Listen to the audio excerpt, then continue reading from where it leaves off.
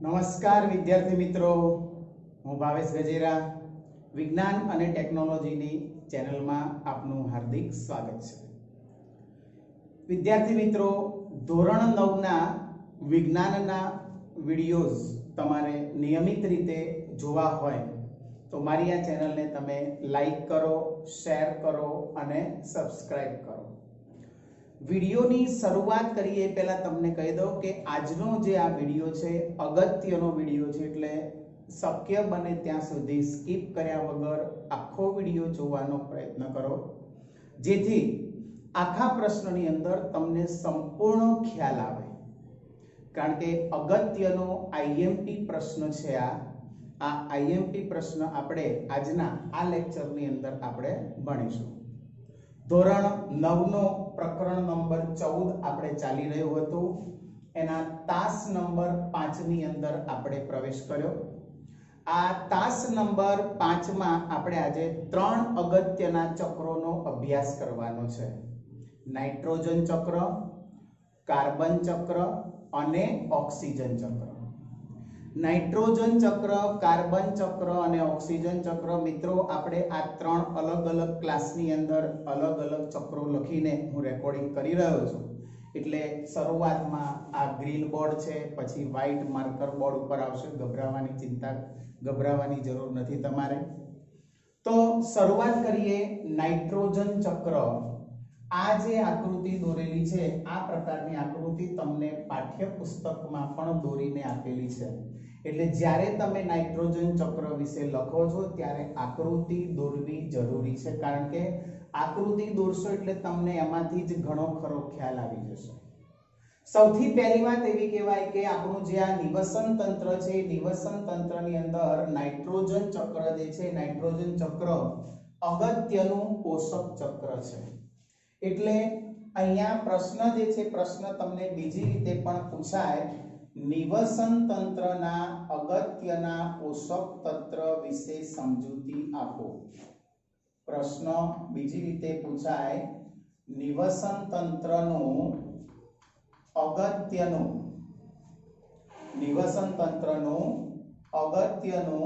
પોષક ચક્ર વિશે સમજૂતી આપો. આવો પ્રશ્ન પણ પૂછાય. એટલે આપણે કીધું નિવસન તંત્રનું અગત્યનું પોષક ચક્ર છે. હવે કોઈ પણ ચક્રની તમે શરૂઆત કરો છો તો આકૃતિ આવે છે. આકૃતિની સાથે જે પણ તત્વનું ચક્ર તમે ભણી રહ્યા છો, એ જે ચક્ર છે એ ચક્રને તમારે સ્ટેપ વાઇઝ લખવાનું છે. સૌથી પહેલા તમારે એનું લખવું પડે પ્રમાણ અને મહત્વ. બીજું સ્ટેપ આવે છે એનું સ્થાપન, મતલબ કે કઈ રીતે એનો ઉપયોગ થાય છે. અને ત્રીજું સ્ટેપ આવે છે કઈ રીતે વાતાવરણમાં પાછું આવે છે. એટલે 3 સ્ટેપની અંદર ચક્રો, કાર્બન ચક્ર હોય, નાઇટ્રોજન ચક્ર હોય કે ઓક્સિજન ચક્ર હોય, 3 ચક્રની અંદર એ પૂરું થઈ જાય. તો સૌથી પહેલા પ્રમાણ અને મહત્વ. વાતાવરણની અંદર નાઇટ્રોજનનું પ્રમાણ, વાતાવરણમાં નાઇટ્રોજનનું પ્રમાણ, તો કે વાતાવરણની અંદર નાઇટ્રોજનનું પ્રમાણ છે 78%. હેતુલક્ષી પ્રશ્ન માટે યાદ રાખવાનું કે વાતાવરણમાં નાઇટ્રોજનનું પ્રમાણ કેટલું છે? 78% છે.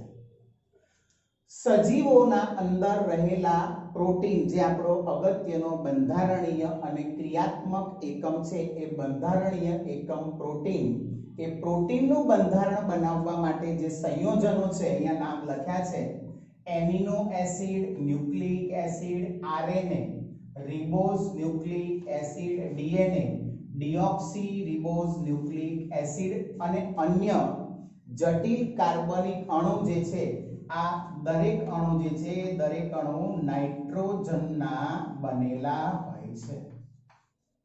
નાઇટ્રોજનના બનેલા છે.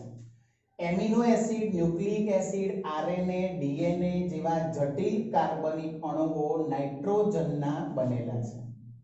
જૈવિક રીતે અગત્યના, જૈવિક ક્રિયાઓ માટે અગત્યના સંયોજનો, આ અગત્યના સંયોજનો હેતુલક્ષી પ્રશ્ન માટે નામ યાદ રાખજો: આલ્કલોઇડ અને યુરિયા. જૈવિક ક્રિયાઓ એટલે વનસ્પતિને વિકાસ પામવા માટે જે ક્રિયાઓ થાય, જૈવિક ક્રિયાઓ, એ જૈવિક ક્રિયાઓ માટેના અગત્યના સંયોજનો આલ્કલોઇડ અને યુરિયા એ નાઇટ્રોજનના સંયોજનો છે. એટલે આ એનું પ્રમાણ અને એનું મહત્વ. પ્રમાણ 78%, પ્રોટીનના બંધારણીય એકમો જે છે એ નાઇટ્રોજનના બનેલા છે અને જૈવિક ક્રિયા માટે અગત્યના સંયોજનો આલ્કલોઇડ અને યુરિયા એ નાઇટ્રોજનના બનેલા છે. સ્થાપન કઈ રીતે જમીનની અંદર અથવા તો વાતાવરણમાંથીનો કઈ રીતે ઉપયોગ થાય છે? તો પહેલી વાત છે કે વાતાવરણની અંદર નાઇટ્રોજનનું આટલું બધું પ્રમાણ હોવા છતાં સજીવો દ્વારા નાઇટ્રોજનનો સીધો ઉપયોગ થઈ શકતો નથી. વનસ્પતિ, પ્રાણીઓ કે પછી એકકોષીય સજીવો, એ કોઈ પણ પ્રકારના સજીવો છે એ નાઇટ્રોજનનો સીધો ઉપયોગ કરી શકતા નથી, એકાદ બેને બાદ કરતા. તો નાઇટ્રોજનનું સ્થાપન કરવા માટે શું થાય છે? તો વાતાવરણના નાઇટ્રોજનનું ક્ષારમાં રૂપાંતર થવાની ક્રિયાને નાઇટ્રોજનનું સ્થાપન કહે છે. નાઇટ્રોજનનું સ્થાપન કરવું જરૂરી છે કારણ કે નાઇટ્રોજનનો સીધો ઉપયોગ સજીવો દ્વારા થઈ શકતો નથી.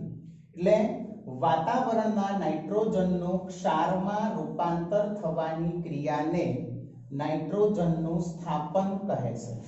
હવે એ નાઇટ્રોજનનું સ્થાપન જે છે એ નાઇટ્રોજનનું સ્થાપન બે રીતે થાય છે. નાઇટ્રોજનનું સ્થાપન બે રીતે થાય છે. એક રીત છે રાસાયણિક સ્થાપન અને બીજી રીત છે જૈવ સ્થાપન. રાસાયણિક સ્થાપન ચોમાસામાં આકાશમાં જ્યારે વીજળી થતી હોય ત્યારે જે વિસ્તારમાં વીજળી થાય છે એ વિસ્તારમાં ઊંચું તાપમાન અને ઊંચું દબાણ ઉત્પન્ન થાય છે. ચોમાસામાં વીજળીના ચમકારા થતા હોય એ વીજળીના ચમકારા દરમિયાન જે વિસ્તારમાં એટલે કે આકાશના જે ભાગની અંદર વીજળી થઈ છે એ ભાગમાં ઊંચા તાપમાને ઊંચું દબાણ અને ઊંચું તાપમાન ઉત્પન્ન થાય છે. આ ઊંચા તાપમાન અને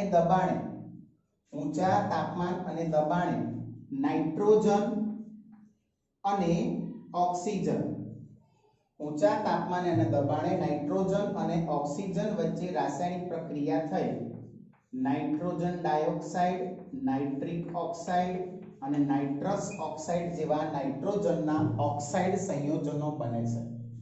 ચોમાસામાં વીજળીના ચમકારા થતા હોય ત્યારે વીજળીના ચમકારા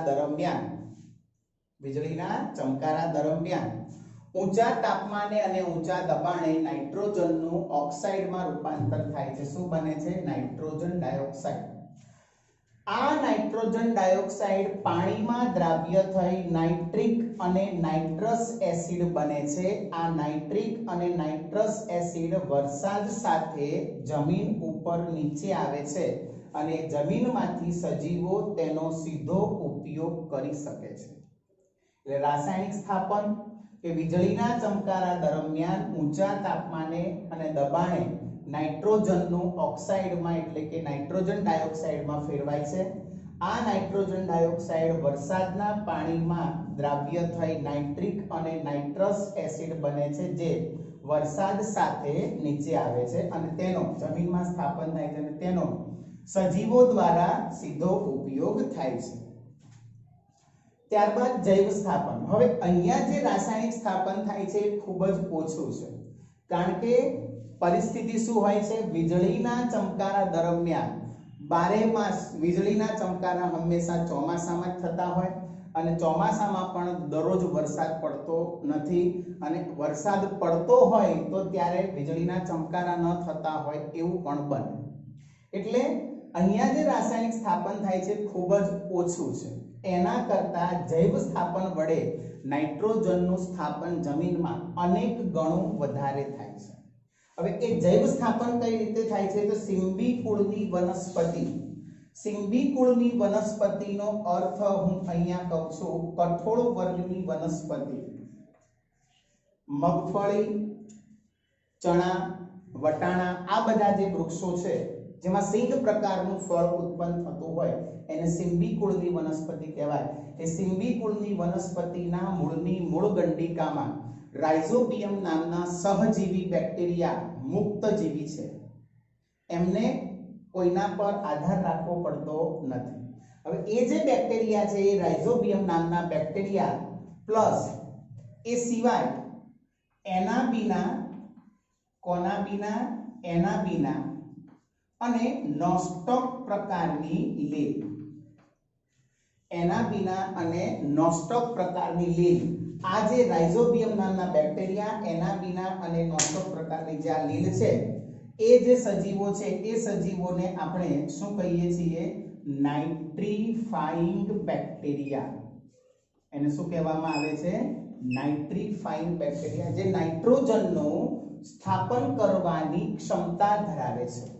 જમીનની અંદર નાઇટ્રોજનનું સ્થાપન કરવાની ક્ષમતા એ સજીવો ધરાવે છે, એ સજીવોની અંદર હોય છે.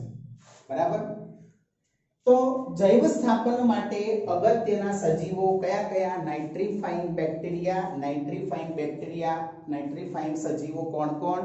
તો કે રાઇઝોબિયમ નામના બેક્ટેરિયા સિમ્બિકુળની વનસ્પતિમાં હોય, અને એ સિવાય એનાબીના અને નોસ્ટોક પ્રકારની લીલ.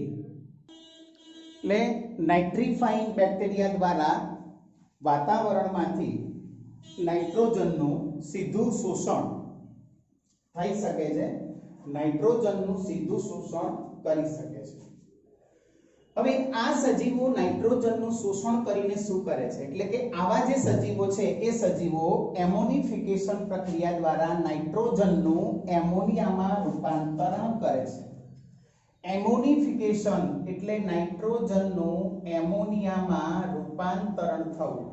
એ નાઇટ્રોજનનું એમોનિયામાં રૂપાંતરણ કરવા માટેની પ્રક્રિયાને કહેવાય એમોનિફિકેશન પ્રક્રિયા. અને એ કોણ કરે છે? તો આ નાઇટ્રીફાઇંગ બેક્ટેરિયા. એ જે એમોનિયા છે એ એમોનિયાનું નાઇટ્રીકરણ થઈ, નાઇટ્રીકરણ ક્રિયા દ્વારા એમોનિયા નાઇટ્રેટ અને નાઇટ્રાઇટમાં ફેરવાય છે. આ નાઇટ્રેટ અને નાઇટ્રાઇટ એ નાઇટ્રોજનના ક્ષારો. નાઇટ્રેટ અને નાઇટ્રાઇટ એ શું કહેવાય? નાઇટ્રોજનના ક્ષારો તરીકે આપણે એને ઓળખીએ છીએ. હવે એ નાઇટ્રોજનના ક્ષારો જે જમીનમાં ભળ્યા, કયા? નાઇટ્રેટ અને નાઇટ્રાઇટ. એ નાઇટ્રોજનના ક્ષારોનું વનસ્પતિ શોષણ કરે છે અને શામાં ફેરવે છે? એમિનો એસિડમાં ફેરવે છે. અને એ એમિનો એસિડમાંથી પ્રોટીનનું નિર્માણ થાય છે. એમિનો એસિડમાં ભળે છે, એમિનો એસિડ બને છે અને એ એમિનો એસિડમાંથી પ્રોટીનનું નિર્માણ થાય છે. એટલે વનસ્પતિની અંદર નાઇટ્રોજન વાયુ વાતાવરણમાંથી ક્ષાર સ્વરૂપે અને પછી નાઇટ્રોજનના સંયોજન સ્વરૂપે વનસ્પતિ જીવરસમાં પ્રવેશ્યો એવું કહેવાય. આ વનસ્પતિનો ખોરાક તરીકે પ્રાણીઓ ઉપયોગ કરે છે. એટલે નાઇટ્રોજનના જે સંયોજનો એટલે કે જે પ્રોટીન છે એ પ્રોટીન વનસ્પતિમાંથી ક્યાં આવે છે? પ્રાણીઓમાં. અને પ્રાણી શરીરની અંદર વિવિધ ઉપયોગ માટે, વિવિધ ક્રિયાઓ માટે એનો ઉપયોગ કરવામાં આવે છે. હવે આ વનસ્પતિ અને પ્રાણીઓના મૃત અવશેષો, વનસ્પતિ અને પ્રાણીઓના આ જે મૃત અવશેષો છે એ મૃત અવશેષો જમીનમાં રહેલા મૃત અવશેષોમાંથી જમીનમાં રહેલા જે બેક્ટેરિયા છે એ બેક્ટેરિયા સંયોજનમાંથી નાઇટ્રોજનના આ સંયોજનમાંથી નાઇટ્રેટ અને નાઇટ્રાઇટ મુક્ત કરે, એટલે સીધું જ ક્ષાર બનાવે છે અને એ જમીનમાં પાછા ભળે છે. એ જમીનમાં જે પાછા ભળે છે, જમીનમાં પાછા ભળતા હોય એનો ઉપયોગ કોણ કરે છે? વનસ્પતિ દ્વારા. વનસ્પતિ દ્વારા તેનો ઉપયોગ થાય છે. એટલે વનસ્પતિ અને પ્રાણીઓમાંથી નાઇટ્રાઇટ અને નાઇટ્રોજનના ક્ષારોનું જમીનમાં શું થયું? પુનઃ પ્રવેશ. વાતાવરણમાં જતો નથી, વાતાવરણમાં ગયા વગર સીધું જ જમીનની અંદર પાછું પડે છે. કેટલાક સ્યુડોમોનાસ પ્રકારના જે બેક્ટેરિયા છે એ બેક્ટેરિયા નાઇટ્રેટ અને નાઇટ્રાઇટના ક્ષારોનું વિઘટન કરી નાઇટ્રોજન વાયુ મુક્ત કરે છે અને એ નાઇટ્રોજન વાયુ વાતાવરણમાં ભળે છે. આ નાઇટ્રોજન વાયુ વાતાવરણમાં ભળવાની જે આ ક્રિયા છે એ ક્રિયાને આપણે નામ આપીએ છીએ ડીનાઇટ્રિફિકેશન. એ પ્રક્રિયાને નામ આપવામાં આવે છે ડીનાઇટ્રિફિકેશન. બરાબર? એટલે વાતાવરણમાંથી નાઇટ્રોજન મૂળ સ્વરૂપમાંથી જમીનમાં અને પાણીમાં સાદા સ્વરૂપમાં, આ નાઇટ્રેટ અને નાઇટ્રાઇટ સાદા સ્વરૂપમાં અને ત્યારબાદ જટિલ સ્વરૂપ એટલે એમિનો એસિડ અને પ્રોટીન, અને ત્યાંથી ફરી પાછો વાતાવરણમાં ભળે છે. બરાબર. ટૂંકમાં નાઇટ્રોજન જે છે એ નાઇટ્રોજનનું આ રીતે ચક્રીય પ્રક્રિયા સતત ચાલ્યા કરે છે, જેનાથી વાતાવરણની અંદર નાઇટ્રોજનનું પ્રમાણ જે છે એ નાઇટ્રોજનનું પ્રમાણ જળવાઈ રહે છે. વિદ્યાર્થી મિત્રો, અહીંયા આ જે આકૃતિ છે એ આકૃતિની સાથે તમે આ જે લખાણ છે જે રીતે તમે સમજ્યા છો, બરાબર, એ લખાણનો પૂરેપૂરો ઉપયોગ કરવો. અગત્યનો 4 માર્ક્સના પ્રશ્ન તરીકે પ્રશ્ન પૂછી શકાય છે. બરાબર. હવે આગળ કાર્બન ચક્ર.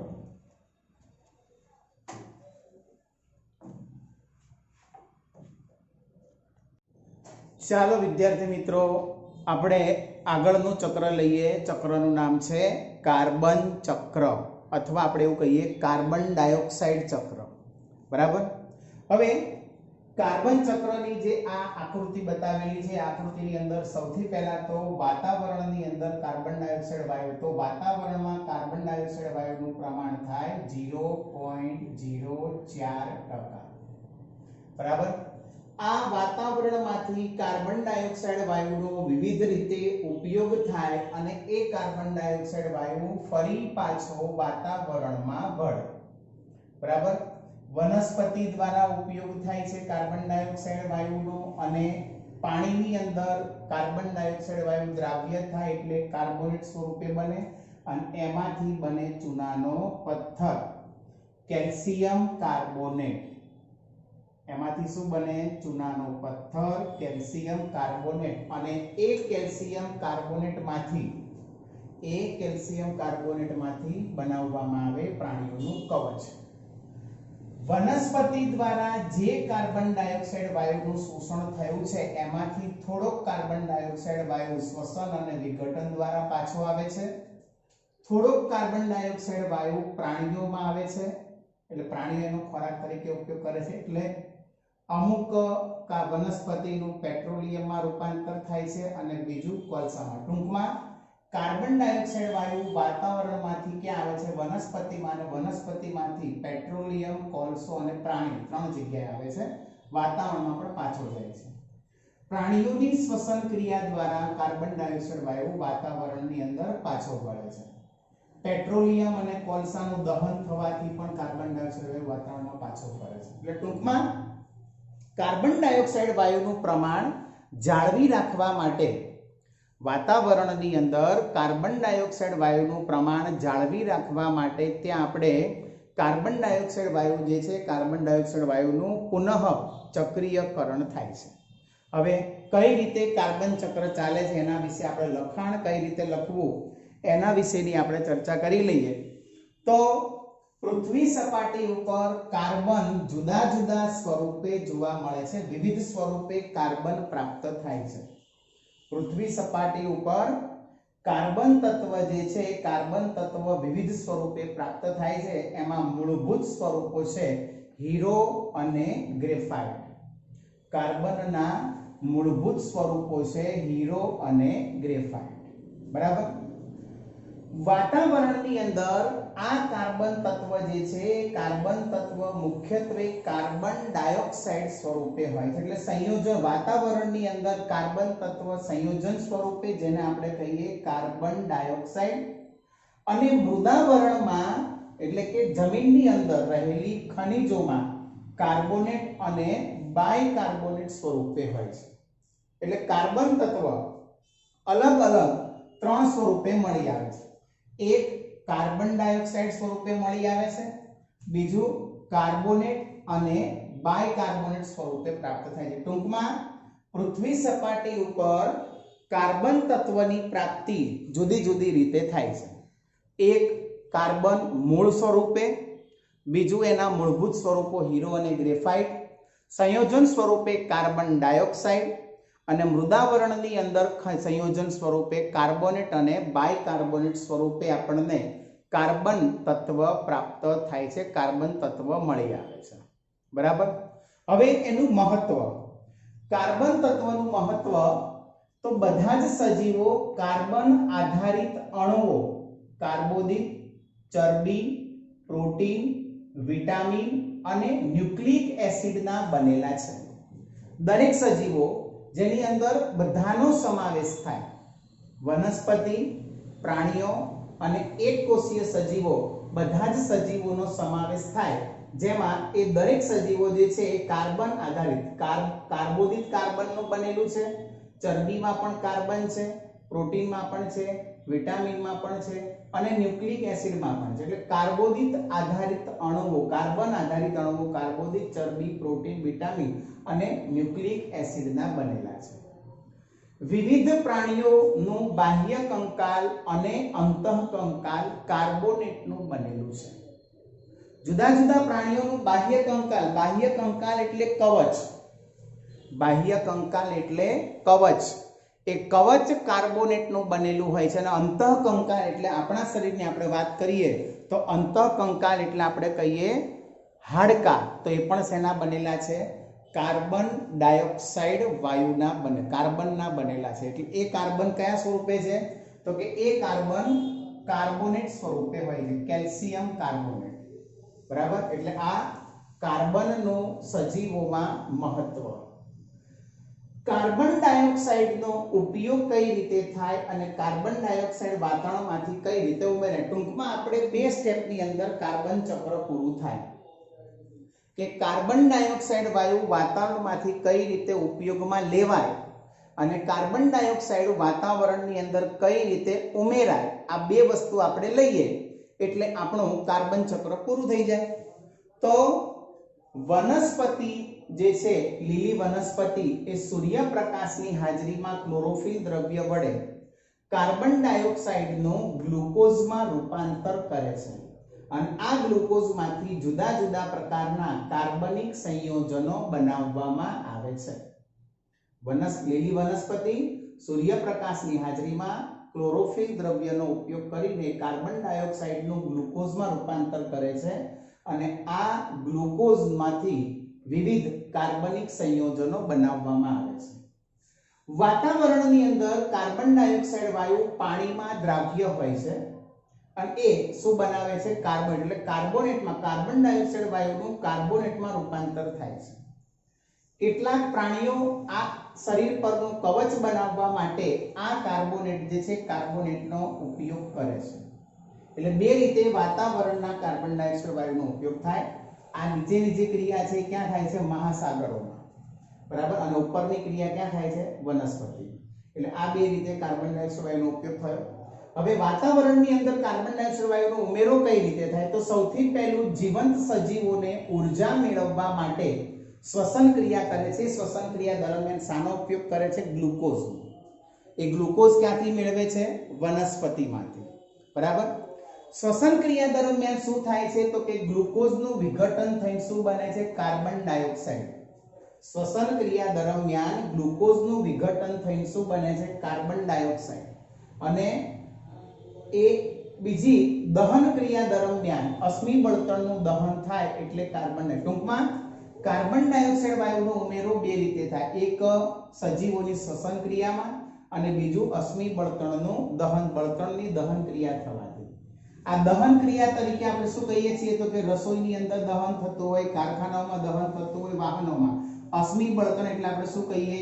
તો અશ્મિ બળતણ એટલે કોલસો અને પેટ્રોલિયમ. કોલસો અને પેટ્રોલિયમનું દહન થવાથી, કોલસો અને પેટ્રોલિયમનું કારખાનાઓમાં, રસોઈમાં અને અલગ અલગ ક્રિયાઓમાં, ટૂંકમાં બે પ્રકારની જૈવિક ક્રિયા અને ભૌતિક ક્રિયા. આ જૈવિક ક્રિયા કહેવાય શ્વસન ક્રિયા અને દહન ક્રિયાને આપણે કહીએ ભૌતિક ક્રિયા. એ દહન ક્રિયા, ભૌતિક ક્રિયા અને જૈવિક ક્રિયાઓ દ્વારા કાર્બન ડાયોક્સાઇડ વાયુનું પુનઃ ચક્રીયકરણ થાય છે. એટલે કાર્બન ડાયોક્સાઇડ વાયુનો ઉપયોગ કરતી પ્રક્રિયા અને કાર્બન ડાયોક્સાઇડ વાયુનો ઉમેરો કરતી પ્રક્રિયા વડે વાતાવરણમાં કાર્બન ડાયોક્સાઇડ વાયુનું પ્રમાણ જળવાઈ રહે છે. પણ અહીંયા એવું છે કે અત્યારે હાલના સમયમાં ઔદ્યોગિક ક્રાંતિના કારણે આપણે અહીંયા અશ્મિ બળતણનું પ્રમાણ એનો વપરાશનું પ્રમાણ વધ્યું છે એટલે વાતાવરણમાં કાર્બન ડાયોક્સાઇડ વાયુનું પ્રમાણ પણ શું થયું છે વધ્યું છે એટલે આપણે કાર્બન ડાયોક્સાઇડ વાયુનું પ્રમાણ જે છે એના કરતા પણ આમ તો કેટલું કીધું છે 0.04% પણ 0.01 કે 0.02 હતું પણ હવે 0.04% થયેલું છે। ચાલો તો હવે આગળ ઓક્સિજન ચક્ર। વાતાવરણમાં ઓક્સિજન ચક્ર સજીવ અને નિર્જીવ ઘટકો વચ્ચેનું પુનઃચક્રીયકરણ ઓક્સિજનનું એટલે ઓક્સિજન ચક્ર। સજીવ અને નિર્જીવ ઘટકો વચ્ચે ઓક્સિજનના પુનઃચક્રીયકરણને ઓક્સિજન ચક્ર તરીકે ઓળખવામાં આવે છે, એને ઓક્સિજન ચક્ર કહે છે। હવે વાતાવરણની અંદરથી ઓક્સિજન વાયુ શ્વસન ક્રિયા દ્વારા લેવામાં આવે છે। આ શ્વસન ક્રિયામાં કાર્બનિક અણુ ગ્લુકોઝનો પણ ઉપયોગ થાય છે।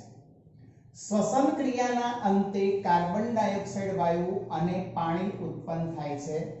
આ કાર્બન ડાયોક્સાઇડ વાયુ અને પાણીનો ઉપયોગ પ્રકાશ સંશ્લેષણ માટે થાય અને એ શું બનાવે તો કે ઓક્સિજન અને ગ્લુકોઝ બનાવે। ટૂંકમાં ઓક્સિજન અને ગ્લુકોઝ બંનેનું પુનઃચક્રીયકરણ અહીંયા થાય। બરાબર, એટલે વ્યાખ્યા ઓક્સિજન ચક્રની કે સજીવ નિર્જીવ ઘટકો વચ્ચેના સજીવ અને નિર્જીવ ઘટકો વચ્ચે ઓક્સિજનના પુનઃચક્રીયકરણને ઓક્સિજન ચક્ર કહે છે। વાતાવરણની અંદર ઓક્સિજનનું પ્રમાણ છે 21%। એ અલગ અલગ સ્વરૂપે પ્રાપ્ત થાય એમાં એક આપણને કીધું પૃથ્વીના પોપડામાં કાર્બન ડાયોક્સાઇડ સ્વરૂપે, ધાતુ અને સિલિકોનના ઓક્સાઇડના સંયોજન સ્વરૂપે ઓક્સિજન વાયુ આપણને પૃથ્વીના પોપડામાં મળી આવે છે।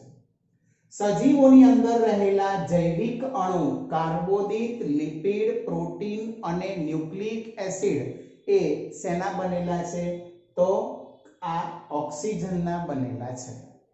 બરાબર, આ જૈવિક અણુ છે C6H12O6 કાર્બોદિતનું સ્વરૂપ છે, એમાં ઓક્સિજન છે એટલે કાર્બોદિત, લિપિડ, પ્રોટીન અને ન્યુક્લિક એસિડ એ લિપિડ એ ન્યુક્લિક એસિડ એ શું છે ઓક્સિજનના સંયોજનો છે। ઓક્સિજનનો ઉપયોગ કરતી પ્રક્રિયા અને ઓક્સિજનનો ઉમેરો કરતી પ્રક્રિયા એકદમ સિમ્પલ છે। ઓક્સિજન ચક્ર ઉપયોગ કરતી ત્રણ ક્રિયા કઈ દહન, શ્વસન અને નાઇટ્રોજનના ઓક્સાઇડ બનાવવાની ક્રિયામાં ઓક્સિજનનો ઉપયોગ થાય છે। શ્વસન ક્રિયા માટે ઓક્સિજન જરૂરી છે પરંતુ કેટલાક બેક્ટેરિયા માટે ઓક્સિજન ઝેરી છે, એટલે ઓક્સિજનનો ઉપયોગ ત્રણ ક્રિયાઓમાં થાય, દહન ક્રિયામાં થાય, શ્વસન ક્રિયા માટે થાય અને નાઇટ્રોજનના ઓક્સાઇડ બનાવવા માટે થાય। શ્વસન ક્રિયા માટે ઓક્સિજન જરૂરી છે। ઓક્સિજનનો ઉમેરો કરતી પ્રક્રિયા એક અને માત્ર એક જ હરિત દ્રવ્ય ધરાવતા સજીવો એટલે લીલી વનસ્પતિ એ પ્રકાશ સંશ્લેષણની ક્રિયા દ્વારા આ ગ્લુકોઝનું નિર્માણ કરે છે અને ઓક્સિજન વાયુ વાતાવરણમાં મુક્ત કરે છે। વિદ્યાર્થી મિત્રો, અહીંયા આપણા આ તાસ નંબર 5 ને આપણે વિરામ આપીએ છીએ। આ તાસ દરમિયાન આપણે 3 ચક્રો ભણ્યા, નાઇટ્રોજન ચક્ર, ઓક્સિજન ચક્ર અને કાર્બન ચક્ર। બરાબર, ત્રણે ત્રણ અગત્યના આઈએમપી પ્રશ્નો કહી શકાય। નવો વિડિયો અપલોડ થાય ત્યાં સુધી સૌને જય સ્વામિનારાયણ।